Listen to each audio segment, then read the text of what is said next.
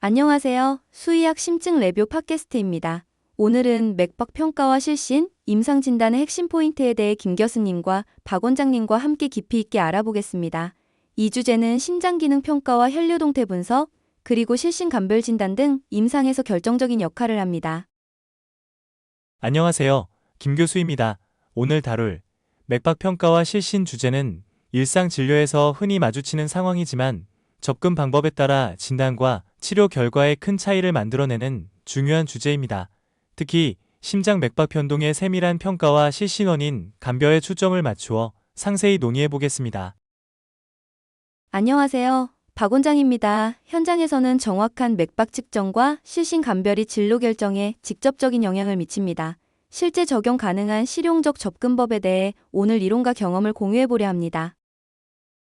그럼 먼저 맥박 평가와 실신의 기본 개념과 임상적 의예부터 살펴보도록 하겠습니다.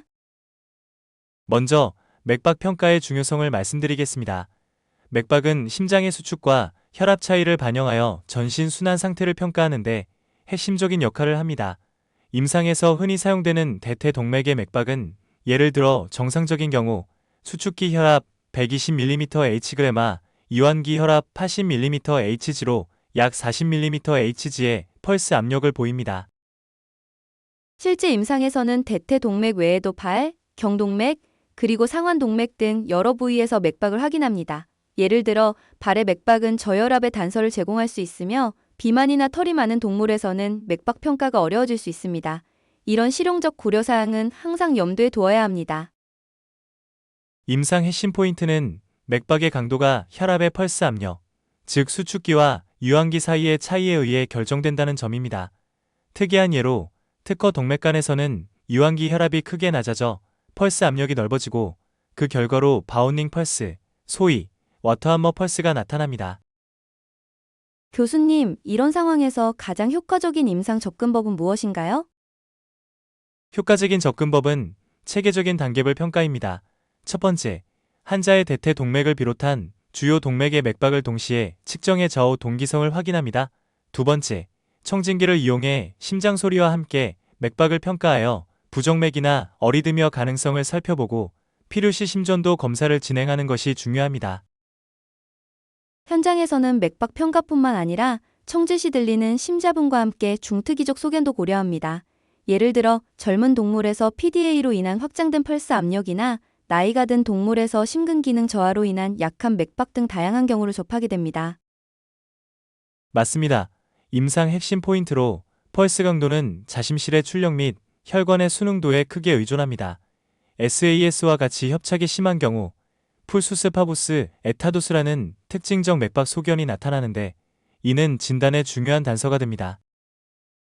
그러면 진단적 접근에 대해 좀 더 구체적으로 설명해 주실 수 있을까요?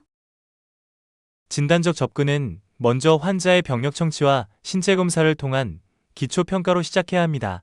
중요한 병력 요소와 심장 질환의 징후를 확인한 후 혈압과 맥박의 수치를 면밀히 평가합니다. 특히 저혈압이 동반된 경우 히포볼레미아나 심근부전 등을 감별하는데 주의를 기울여야 합니다. 임상에서는 환자의 상태나 품종에 따라 맥박 평가가 어려운 경우가 있습니다.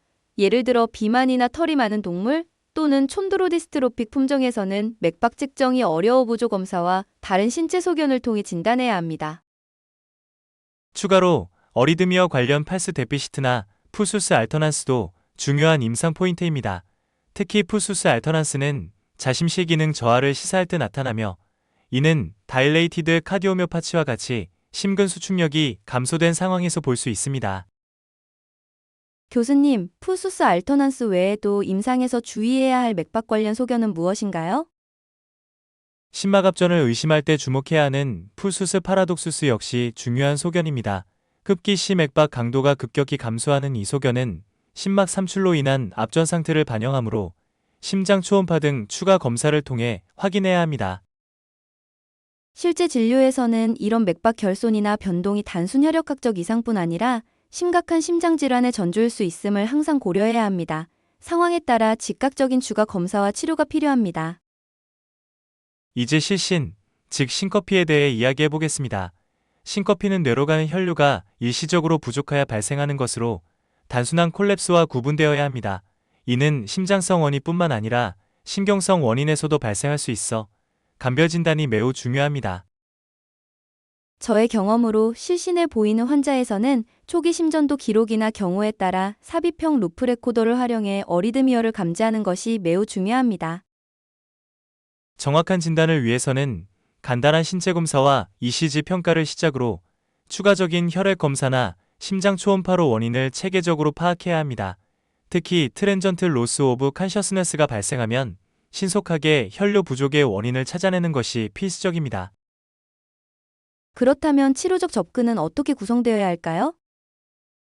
치료적 접근은 기저 원인에 따라 달라집니다. 예를 들어 PDA가 원인인 경우 수술적 교정과 함께 약물 치료가 필요하고, 심근 기능 저하로 인한 경우에는 해당 약물의 정확한 용량과 투여 경로를 설정하여 치료를 진행해야 합니다. 실제 임상에서는 약물 치료 시 정확한 수치와 투여 간격을 준수하는 것이 중요합니다. 제가 경험한 한 사례에서는 심근 저하로 인한 환자에게 0.1mg/kg 도파민을 정맥으로 투여해 혈액학적 안정을 도모한 바 있습니다. 더불어 비약물적 치료와 보호자와의 효과적인 소통 역시 임상 핵심 포인트입니다. 보호자에게 현재 상황과 후속 계획을 명확히 전달하는 것은 치료 결과에 큰 영향을 미칩니다. 교수님, 혹시 이런 사례와 관련한 재미있는 임상 경험이 있으신가요? 저에게 기억에 남는 사례 중 하나는 어느 날 진료실에서 한쪽 다리의 맥박만 현재 약하게 느껴졌던 경우입니다. 순간 당황했지만 다른 부위의 소견과 청진 결과를 토대로 PDA를 의심하여 추가 검사를 시행했고, 결국 정확한 진단과 치료로 이어진 기억이 있습니다. 그때의 긴장감도 있었지만 시간이 지나니 유쾌한 일화로 남았습니다. 하하, 그런 경험은 임상 현장의 생생함을 잘 보여줍니다. 웃음 속에서도 항상 배울 점이 있다는 사실이 중요하죠. 또한 최신 연구 동향에 따르면 맥박 평가 및 심전도 모니터링 기술은 꾸준히 발전 중이며, 모바일 기반 실시간 모니터링 등의 혁신이 임상 실무에 큰 변화를 가져올 것으로 기대됩니다. 정말 흥미로운 내용입니다. 최신 기술이 임상 진단 및 치료 결정에 미칠 영향이 클 것으로 보입니다. 네, 새로운 기술 도입으로 보다 정밀한 진단과 빠른 치료 결정이 가능해지고 있어 현장에서 큰 기대를 가지고 있습니다. 결국 모든 접근의 근본은 체계적인 평가와 단계별 접근입니다. 우리의 목표는 최종적으로 환자의 상태 개선과 안정적인 혈류 복원을 이루는 데 있습니다. 오늘은 맥박 평가와 실신에 대해 심도 있게 알아보았습니다. 정말 많은 정보와 통찰을 얻은 시간이었는데요. 마지막으로 오늘 논의한 내용을 간략하게 요약해 주실 수 있을까요? 오늘 우리는 맥박 평가의 기본 원리, 펄스 압력의 변화에 따른 임상 속견, 그리고 실신의 감별 진단 및 치료적 접근에 대해 논의했습니다. 특히 정상 펄스와 비정상 펄스 소견의 차이가 임상 진단에 미치는 영향을 재확인할 수 있었습니다. 현장에서 바로 적용할 수 있는 핵심 포인트로는 체계적인 신체 검사, 정확한 수치와 용량의 관리, 그리고 보호자와의 효과적인 소통이 있다는 점입니다. 이러한 접근법이 결국 환자의 예후 개선으로 이어지리라 믿습니다. 김 교수님, 박 원장님, 오늘 귀중한 시간 내주셔서 감사합니다. 청취자 여러분도 함께해 주셔서 감사합니다. 다음 시간에는 또 다른 중요한 주제를 가지고 찾아뵙겠습니다. 다음 시간에 뵙겠습니다.